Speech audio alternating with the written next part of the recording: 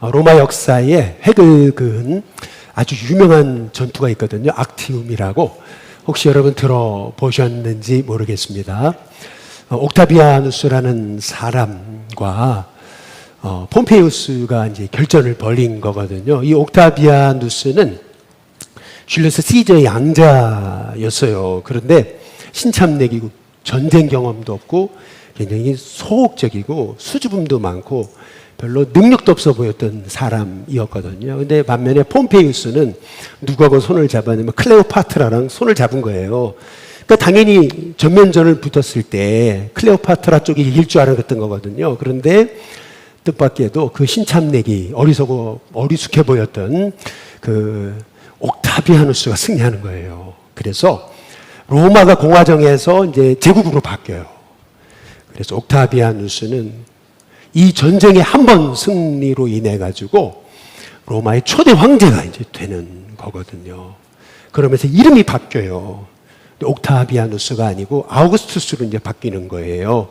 아우구스투스라고 하는 말의 뜻은 아주 존엄한 자, 존귀한 자라는 그런 이름의 뜻이 있는 거죠.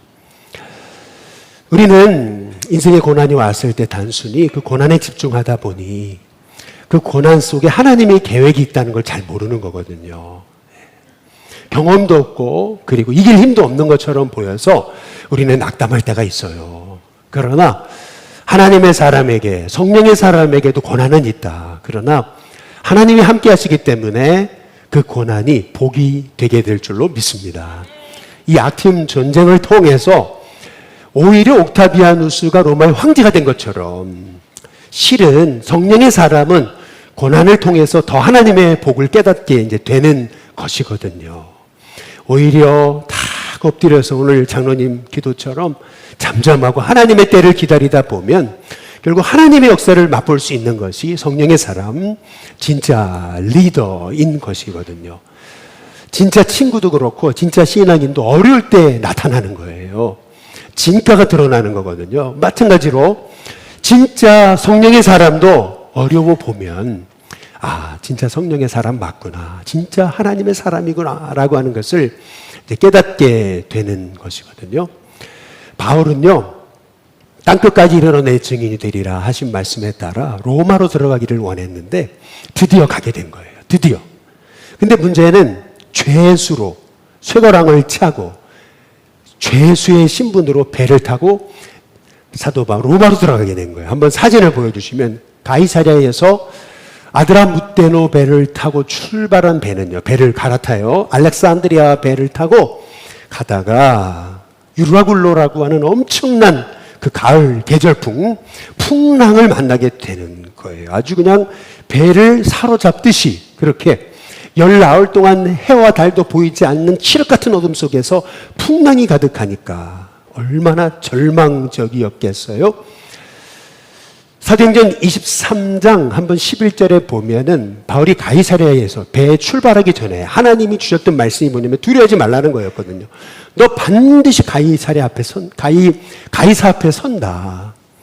로마로 간다. 로마 황제 앞에 선다. 얘기하셨던 거거든요. 그런데 왜 바울에게 이런 풍랑을 만나게 하시냐는 거예요. 왜 이런 어려움을 허락하시느냐라고 하는 거죠. 분명 하나님의 계획 속에서 만나게 되는 어려움이란 거기에도 하나님의 계획이 계신 줄로 믿습니다. 하나님의 사람에게는 고난이 숨겨진 하나님의 계획인 줄로 믿습니다. 고난 속에 하나님 뜻이 있고 고난 속에 하나님의 섭리가 있다라고 하는 사실인 거죠. 오히려 이 고난이 있었기 때문에 죄수 바울이 275명의 리더가 되는 거예요. 전체 바울까지 276명의 사람들의 리더가 이제 되는 겁니다. 바울 한마디로 사람들이 힘을 얻고 바울 한마디로 사람들이 일어서는 역사가 나타나게 된 거죠. 고난이 없었더라면 풍랑이 없었더라면 사람들은 바울의 말을 다 무시했을 거라는 거예요. 아니나 다를까 사도행전 27장 한번 10절을 한번 보세요. 10절에 보면은 바울이 얘기하는 거예요. 지금 출발하면 안 된다고. 지금 출발하면 풍랑을 만나고 어려움을 당하고 이 지금 가을 계절풍에 큰일 난다고 라고 얘기하는 거예요. 그런데 27장 11절에 보니까 이 배의 책임자, 리더였던 이 백부장은요, 선장과 선주의 말을 바울의 말보다 더 믿게 되는 거예요. 바울의 말 무시해버린 거죠. 바울이 보여준 진짜 리더의 모습은 여기서 진가가 드러나는 거예요. 바울은요, 서두르지 않아요. 때를 기다려요. 그리고요, 딱 때를 포착합니다. 때를 분별하게 되는 거예요. 해와 달과 별이 보이지 않아요. 벌써 칠흑 같은 어두운 풍랑이 있은 지 열나흘 됐어요. 그때 바울이 딱 그들에게 한마디를 던지는 거죠. 그게 바로 27장 21절이에요. 보니까 여러 사람이 오래 먹지 못했어요. 아니, 먹으려고 하지 않았어요. 다 자포자기에 빠져 있었던 거죠. 바울이 얘기하는 거예요. 전처럼 내 말 안 듣지 말고 먹어야 산다. 먹어야 힘을 얻는다. 먹어야 이 위기를 돌파한다. 먹어야 이 위기 가운데 승리할 수 있다라고 지금 바울이 말하고 있는 거죠. 바울은 캐치였어요. 바로 이때야말로 사람들을 위로하고 힘을 주고 살리는 말을 해야 된다라고 하는 것을 바울은 딱 깨달은 거죠. 여러분, 누가 리더냐 하면은요, 결국 리더는 어떤 사람이냐 하면 직분이 있기 때문에, 지위가 있기 때문에 리더가 아니고, 진짜 리더는 어떤 사람이냐면 위기를 만났을 때 소망의 말을 하는 사람이 리더인 거예요. 낙심하고 절망한 사람에게 할 수 있다고, 하면 된다고, 해보자고 하는 사람이 리더라고 하는 사실이죠. 그래서 리더는요, 말의 영성이 있어요. 언어의 영성이 있는 사람이에요. 말의 이 씀씀이가 달라요. 이 말이, 여러분, 말한다고 뭐 돈이 되는 것도 아니잖아요. 말을 통해서 사람들한테 격려를 하고 힘을 주고 이렇게 세웠던 것, 이것이 사도 바울, 진짜 리더, 성령의 사람이 했었던 거거든요. 지기 지글러라고 하는 유명한 미국의 심리학자가 있거든요. 길을 가는데 한 국어라는 사람이 연필 하나 놓고 1달러 해가지고 놔둔 거예요. 사람들 다 알아요, 지금 국어란다는 것을. 그래서 사람들마다 그냥 돈만 놔두고 가는 거예요. 그런데 지기 지글러는 좀 달랐어요. 그 사람한테 딱 1달러를 주면서, 거기 1달러라고 써 있으니까, 그러면서 연필을 딱 집어들어요. 연필을 집어드는 사람은 처음이었어요. 그러면서 이 사람한테 했던 말이 뭐냐 하면은, 당신은 지금부터 나와 같은 사업가입니다 라고 얘기를 한 거예요. 그리고 나서 수년이 지났어요. 잊어버렸어요. 그런데 하루는 자기 사무실로 누가 똑똑 노크를 하면서 신사가 들어오더라는 거죠.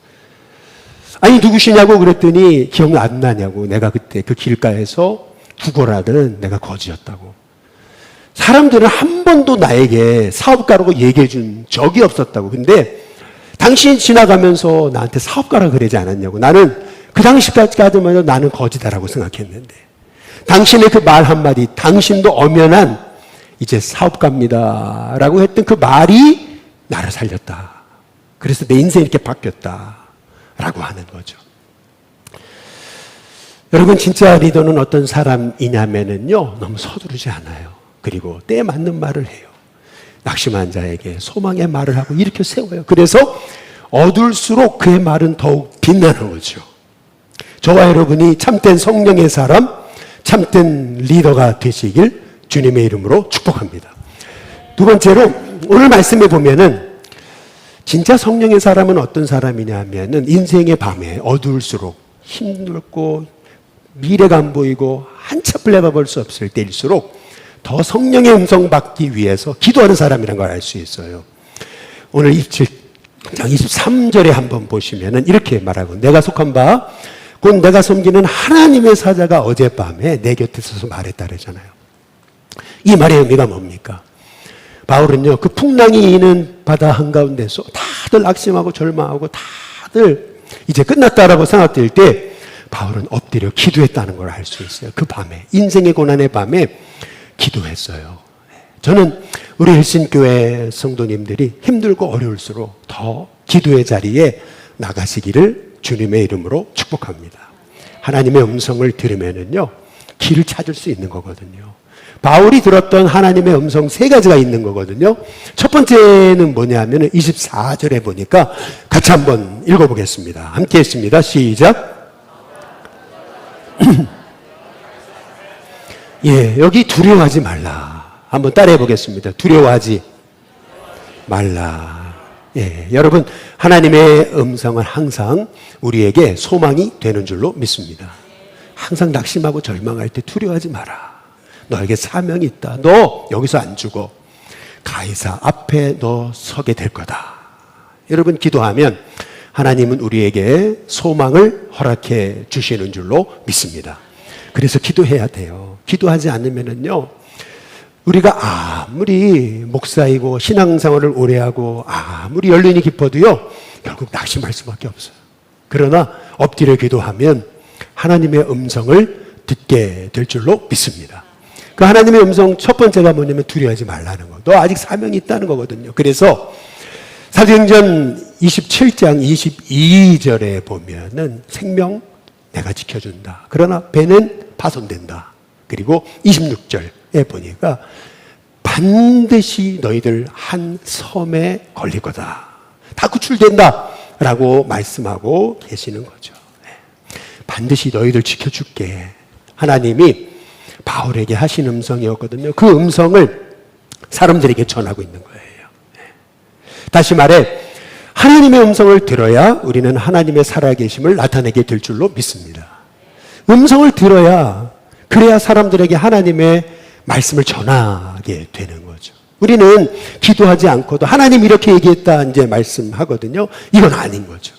기도해야 돼요. 기도하고 엎드리고 하나님이 주신 음성 받고 그리고 나서 말하면 그게 터무니없어 보여도 그 말은 이루어지게 됨을 믿습니다.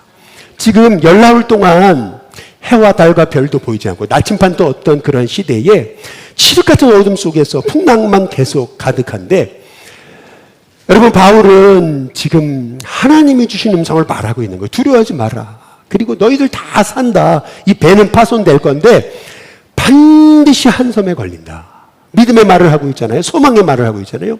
이게 그냥 바울의 말이 아닌 거예요. 헛붕 떠는 게 아니에요. 하나님의 음성 들으면 여러분이 공동체도 살리고 가정도 살리고 자녀도 살리는 은혜가 있게 될 줄로 믿습니다. 근데 세 번째로 바울이 하나님의 음성 듣고 했던 말 중에 가장 중요한 말이 있어요. 그게 27장 24절이에요. 우리 한번 같이 읽어보겠습니다. 함께 있습니다. 시작. 또 하나님께서 너와 함께 항해하는 자를 다 내게 주셨다 하였으니. 이 말의 의미가 뭐냐면요. 지금 이 고난은 너희가 선택을 잘못해가지고 내 말 안 들어가지고 이 어려움을 당하는 거다. 그래 꼴 좋다 잘 됐다 이제 이 얘기를 하고 있는 게 아니에요. 이 말의 의미는 뭐냐면 이 어려움조차도 다 하나님의 섭리라고 얘기하는 거예요. 하나님의 계획이라고 얘기하고 있는 거예요. 우리 모두를 살리시려고 이 275명의 영혼을 구원하시려고 하나님이 이 고난이라는 이 풍랑이라는 이 시간을 허락하셨다라고 말하고 있는 거죠. 여러분 이거 잘 생각해 보세요. 바울이 죄수가 됐잖아요. 쇠고랑을 차고 지금 로마로 들어갔다고 생각해 보세요. 그러면 사람들이 바울의 말을 들을까요? 쇠고랑을 차고 끌려가는 사람의 말을 누가 듣겠어요? 그런데 곁에 보니까 자유인들인데 다 보니까 증인들이에요. 무엇의 증인이냐면 풍랑 중에 바울이 말한 하나님 말씀대로 다 됐잖아요. 배는 파손됐잖아요. 그리고 사람들 다 살았잖아요. 구출 받았잖아요. 바울의 말대로 그대로 다 이루어지는 거거든요. 그 바울의 말을 듣고 이 275명은 깨달은 거죠. 아, 하나님 살아계시구나. 이게 우리의 잘못된 어리석은 선택으로 온 풍랑이 아니고 어려움이 아니고 하나님의 계획이었구나. 하나님 살아계시구나. 바울이 말한 예수님이 우리의 구주와 주님이 되시는구나. 여기서 사람들이 깨달았잖아요. 그러니까 로마로 들어갔을 때 바울은 혼자가 아닌 거예요. 275명의 증인이 함께하고 있는 거죠. 이 역사를 이루시려고 하나님께서 지금 이 고난을 허락하셨다는 거예요. 그래서 이 고난은 결국에는 하나님의 섭리 가운데 있는 거고 하나님은 이 어려움조차 합력하여 선을 이루실 거다. 지금 그 말을 하고 있는 거죠. 저와 여러분의 삶에 어려움이 있습니다. 그러나 믿음의 눈으로 바라보면 여러분 그 어려움조차 합력하여 선을 이루게 될 줄로 믿습니다. 1858년에 한 아이가 태어났는데요. 뉴욕에 소아마비를 알아가지고 다리를 절었어요. 그리고 천식을 알아가지고 숨을 제대로 쉴 수가 없었어요. 촛불 하나 끄지 못했어요. 그리고 이 아이는 시력이 높은 아빠가지고 참 사는데 어려움이 있었어요. 겨우 11살까지 산 거예요. 근데 아버지가 뭐라 그러냐. 11살이 됐을 때 이런 말을 하는 거예요. 아버지가 기도하다가 하나님 음성을 듣고 그 아들한테 얘기하는 거죠. 우리 같으면 그러잖아요. 야, 네가 내 인생의 짐이다 말이에요. 그런데 이 아버지는 이렇게 얘기한 거예요. 네 장애는 장애가 아니라는 거예요. 네가 정말 전능하신 하나님을 믿고 하나님을 의지한다면 너는 미국 사회의 신화적인 인물이 될 거다. 그러니 전능하신 하나님을 믿어라. 그가 누구냐면요. 23살에 뉴욕주를 대표하는 의회 의원이 되고요. 28살에 뉴욕 시장이 됩니다. 그리고 주지사가 되고요. 그리고 부통령을 거쳐 미국의 가장 힘들고 어려울 때 미국을 일으키는 신화적인 대통령이 되거든요. 그게 루스벨트입니다. 아버지가 했던 그 한마디의 말 있잖아요. 네가 가진 장애는 장애가 아니다. 오히려 네가 전능하신 하나님을 믿고 섬긴다면 네 장애는 오히려 축복이 될 거다. 라고 했던 그 한마디의 말이 있잖아요. 우리는 장애 때문에, 이 문제 때문에 내 인생이 이렇게 힘들다고 얘기하지만 우리의 인생의 고백은 달라져요. 하나님의 음성을 듣고 기도하다가 받은 말씀에 따라서 맞습니다. 이 어려움 덕분에 제가 하나님의 은혜를 알았습니다. 제가 겸손해졌습니다. 이 어려움 덕분에 고통당하는 사람의 아픔을 알았습니다. 이 어려움 덕분에 제가 교만해지지 않았습니다. 이 어려움 덕분에 제 믿음이 성숙하게 됐습니다. 여러분 고백하는 은혜가 있게 되시길 주님의 이름으로 축복합니다. 마지막으로 바울의 위대함이 있어요. 지금 바울의 말을 다 무시했던 사람들이거든요. 그리고 죄수라고 다 그냥 막말하고 험한 말하고 무시하고 그랬던 사람들인데 바울이 뭐라 그러는 줄 아세요? 이게 누가가 썼지만 이 바울의 말인 거예요. 우리 사도행전 20장 7절에 보시면 이렇게 얘기하는 거죠. 우리 같이 한번 읽어보겠습니다. 같이 읽습니다. 시작. 배에 있는 우리의 수는 전부 276명이더라. 276명. 그들이 아니고 저들이 아니고 사람들이 아니고 뭐라고요? 우리다. 한번 옆에 분한테 인사해 보겠습니다. 우리가 우리군요. 예, 여러분 잘 생각해 보세요. 뭔가 어색하잖아요. 배에 있는 우리의 수 어색하잖아요. 이것이 의미하는 게 뭔지 아세요? 저는 말씀을 준비하는데 저는 뭐 워낙 처음부터 서울 사람이고 지금도 서울 사람이기 때문에 사투리 잘 못하지만 갑자기 이 단어가 생각났어요. 우리가 남이가. 예. 한번 옆에 분한테 인사해 보겠습니다. 우리가 남이가. 한번 인사해 보겠습니다. 예수의 피로 하나 된 우리 여러분, 진짜 리더는 어떤 사람이냐면요, 자기를 아프게 했던 사람도 품어내고 용서하고 결국 화해하는 사람이 진짜 리더다. 진짜 리더는 공동체를 분열시키는 사람이 아니고 분열의 씨앗을 계속 심는 사람이 아니고 공동체를 결국 하나로 이끄는 사람이다. 왜냐하면 야고보서에 보면 성령의 사람이 아닌 사람, 성령의 사람인 사람, 리더인 사람, 리더가 아닌 사람 딱 구분해서 말하고 있어요. 너무나 직설적으로 얘기해서 그 직설적인 표현은 제가 조금 생략하고 한번 좀 부드러운 얘기만, 그나마 부드러운 얘기만 우리 야고보서 3장 14절, 15절, 16절에 보면 독한 시기와 다툼이 있다면 자랑하지 말래요. 15절에 보시면은 이거 위로부터 난 지혜가 아니라는 거죠. 그 다음에 16절에 보면 이렇게 얘기하는 거예요. 한번 같이 한번 읽어보겠습니다. 같이 읽습니다. 시작. 시기와 다툼과 있는 곳에는 혼란과 모든 악한 일이 있습니다. 성령이 역사하시는 곳에는 악한 일, 혼란 없어요. 하나 돼서 아름다운 선을 이루시는 분이 성령님이시죠. 그러니까 성령의 사람은 어떤 사람이 자꾸 분열의 씨앗, 분열의 말을 해가지고 분열의 그 씨를 뿌림을 통해서 그 공동체로 분열을 만들어내는 사람은 성령의 사람 아니에요. 리더 아니에요. 네. 아무리 직책을 갖고 있어도 리더 아니에요. 그러나 누가 진짜 성령의 사람, 누가 진짜 리더냐? 야고보서 3장 17절, 18절에 보면은 같이 한번 읽어보겠습니다. 함께 했습니다. 시작. 위로, 오직 위로부터 난 지혜는 첫째 성결하고 다음에 화평하고 관용하고 양순하며 긍휼과 선한 열매가 가득하고 편견과 거짓이 없는 화평하고 관용함으로 선한 열매가 가득한 사람, 그 사람이 성령의 사람, 참된 지도자다, 리더다. 공동체를 하나로 만들고 서로 용서하고 품어냄을 통해서 결국 공동체를 그리스도의 몸으로, 뗄래야 뗄 수 없는 이 그리스도의 몸을 하나로 이끌어가는 진짜 교회로 만들어가는 사람, 그 사람이 참 성령의 사람이다. 그래서 3장 18절에 보면은 이렇게 얘기하는, 같이 한번 읽어보겠습니다. 함께 있습니다. 시작.